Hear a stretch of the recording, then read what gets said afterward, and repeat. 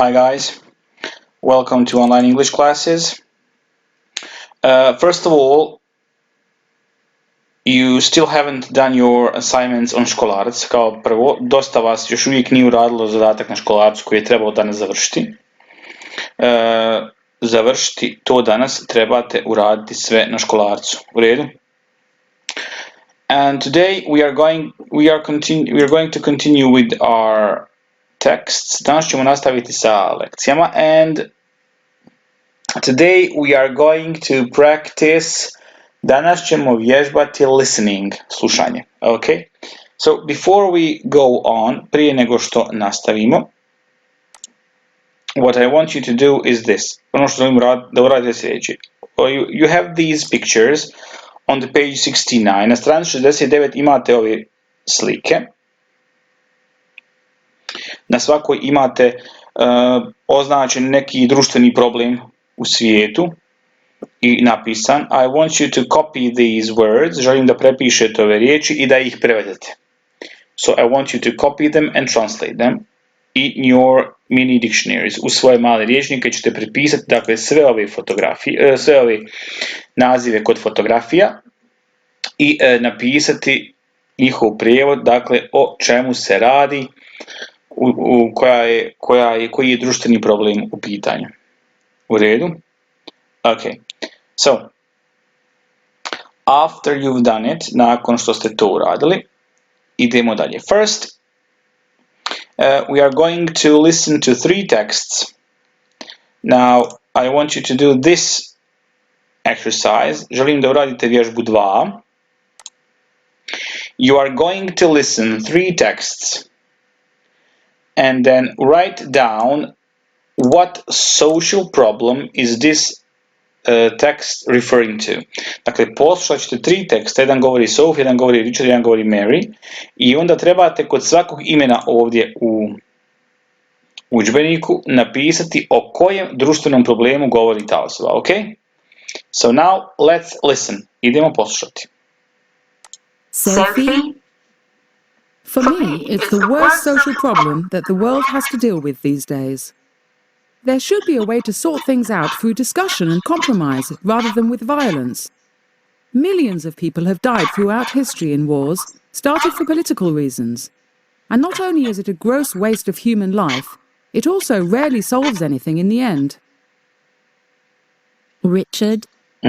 In my opinion, there is no excuse for it in today's society. There is more than enough food and resources in the world for everyone, but it is all controlled by a small percentage of the people. We see developed countries in North America and Europe that have an excess of food, a ridiculous amount of wastage and an obesity problem. Then we see underdeveloped countries in Africa and Asia that cannot produce enough food to feed their own population, and where one drought or crop failure can be a catastrophe. It's so unfair. Treći. Mary. These days, too many people are living on credit and borrowing more money than they can possibly repay. They have loans and credit cards and home loans that they can't afford. Then it only takes something like a change in interest rates, illness, or even an unexpected bill to push their debt to unmanageable levels and make them lose their homes. I'm afraid that in the current economic climate, more and more people will find themselves on the streets. Okay. So if you need more time, then just go back and listen to it again. I ponovno poslušajte. Okay, so what are these people talking about? O čemu govore ovi ljudi, o kojim to društvenim problemima oni govori? Idemo poslušati Sophie malo ukratko. Millions of people have died throughout history in wars, started for political reasons. And not only is it a gross waste of human life, it also rarely solves anything in the end. It's a war. Znači Sophie govori o ratu, okay? There is more than enough food and resources in the world for everyone, but it is all controlled by a small percentage of the people. Then we see underdeveloped countries in Africa and Asia that cannot produce enough food to feed their own population, and where one drought or crop failure can be a catastrophe. It's so unfair. Richard govori o famine, o gladi. Mary. These days, too many people are living on credit and borrowing more money than they can possibly repay. I'm afraid that in the current economic climate, more and more people will find themselves on the streets. And Mary is talking about homelessness. O beskućnicima. Okay. So these are the texts. Ovo su tekstovi o tim problemima o kojima su govorili Sophie, Richard and Mary. So I want you to pick two of them. Želim da izaberete dva. And translate them in your notebooks. I da ih prevedete u svoje bilježnice. Okay? So pause the video and translate two of these texts. Pa stisnite pauzu I prevedite dva teksta od ovih ovdje koja hoćete. It's up to you. Na vama je. Choose to copy them, don't copy, translate them, prevedite ih, izaberite dva, prevedite ih, and for your homework you're going to send me the picture of the translation. A za zadaću ćete da mi poslati fotografiju u grupu onoga što ste preveli, ok? Dakle, dva izaberite I prevedite I pošaljite mi sliku toga u grupu.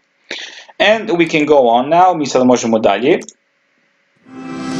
Here you are going to see the video about homelessness in New York. Pogledat ćete video o beskućnicima ili o problemu beskućnika u New Yorku. New York je jedan od najvećih svjetskih gradova I ima najveći problem beskućnika, ogroman je broj beskućnika u New Yorku, iako se radi o jako naprednom I bogatom gradu. So your job is to listen and watch this video as many times as necessary. Trebate dakle pogledati ovaj video. Koliko vam puta treba da to da shvatite o čemu se radi, u redu. And then you need to go to Školarac platform, onda ćete otići na platformu Školarac. Open the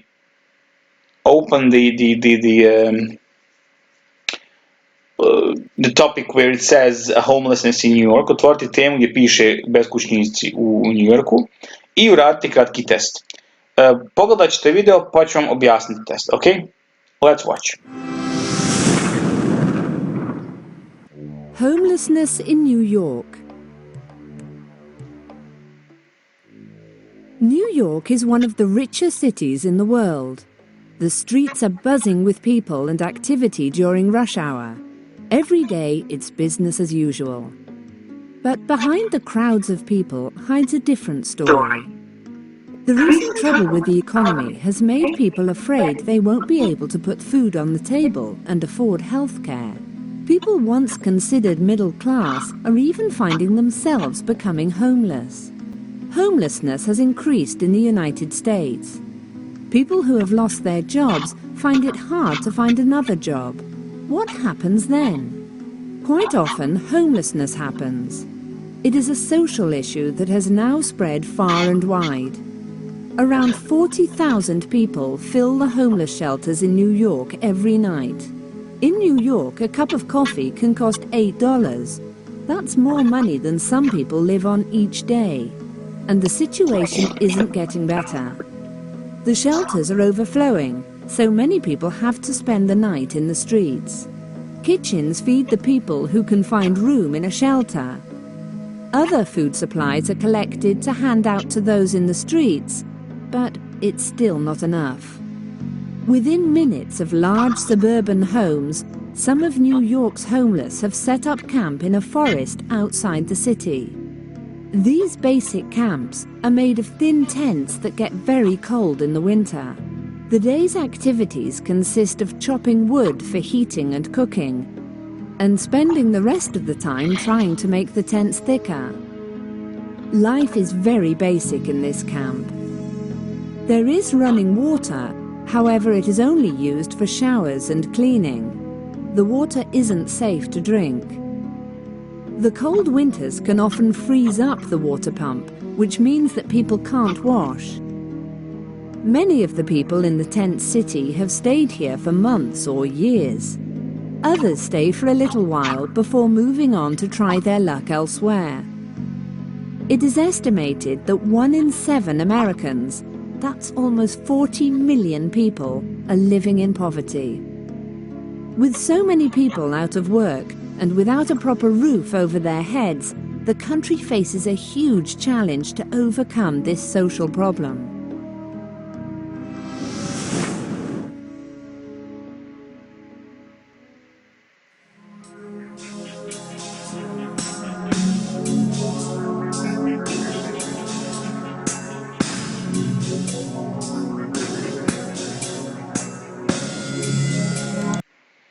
Ok, ovaj ostatak videa nije potrebno gledati, to je tiče ničega drugog.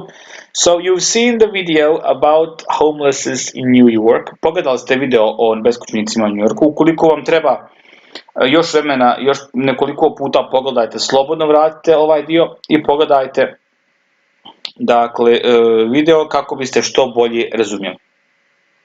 Kada to završite, kada ste završili sa gledanjem videa, onda ćete otići na školarac, imate homelessness in New York, evo je, otvorit ćete comprehension and writing practice, pogledaj test i otvorit će vam se pitanje. Imate ih 7. Prvo imate rečenice koje trebate prevesti, je li jasno? Rečenice koje trebate prevesti u ovaj ovdje. I onda dolje imate 7. zadatak vam je da odradite, dakle iste te rečenice, ali iste koje ste gore prevodili, ali trebate odrediti da li su true ili su false. Je li jasno? Kad završite to sve, završit ćete test. Je li jasno?